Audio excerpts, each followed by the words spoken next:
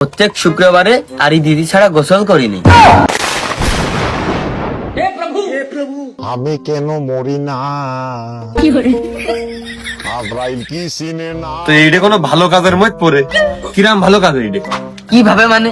যেমন পানি অপচয় হবেন দিলে গোসল করিনি, সাবান শ্যাম্পু ছুটা মুটা যা যা লাগে টাকা লাগবেন দিলে কিনি নে, আর এক জামা কাপড় পরেই থাকি।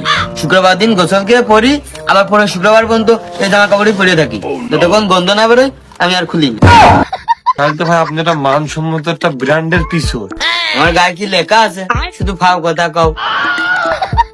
না ফাও কথা না, তাই আপনি যেটা করেন এটা শুধু শুক্রবারে একদিন গোসল করা আর ঈদের দিন ছাড়া গোসল করেন না, তো এই কাজে মানুষ বাঁচে। আজকাল যুগে স্মার্ট হতে হলে গোসল করতে হয় না। আমার কাছে বাইসে নেই, মরে গেছি। তা এইটা কোনো ভালো কাজের মধ্যে পড়ে বলে আপনার তাই মনে হচ্ছে? আমি তো প্রথমেই কলাম, আমার মতন যদি সবাই হইতো তাহলে 7 ভাগের 1 ভাগ পানি বেঁচে যায়, 7 ভাগের 1 ভাগ সাবান শ্যাম্পু ছুটা বেঁচে যায়, তাহলে কি হইলো? এইভাবে গোসল গা গোসল না দিয়ে জামা কাপড় চেঞ্জ না করে থাকা যায়? কষ্ট হয় না আপনার? থাকা যায় না, তো আমি থাকতিন না। মানব কল্যাণের জন্য একটু করলে আমার কি হয়? তা মানুষ যদি আপনার আশপাশে কেউ ভেরে, আপনার একা থাকা লাগে না সবসময়? আপনার আশপাশে কেউ আসে? না আসলেই ভালো, মানুষজন যত কাছে আসবে রোগ ব্যাধি ছড়াবে, সঙ্গ দেখে লুহা বাসে।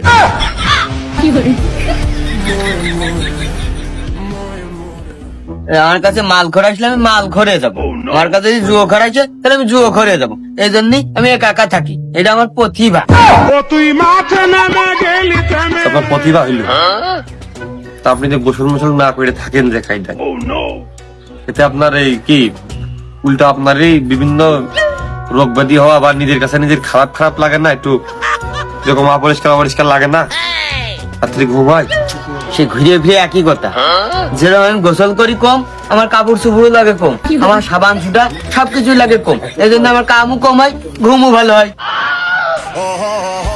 আপনি বুঝতে চাচ্ছেন যে আপনি গোসল করেন কম, আপনার খরচ কম, আপনি কাজও করেন কম, তখন আপনি অপরিষ্কারও হন কম, কিন্তু তারপরেও আচ্ছা ভাই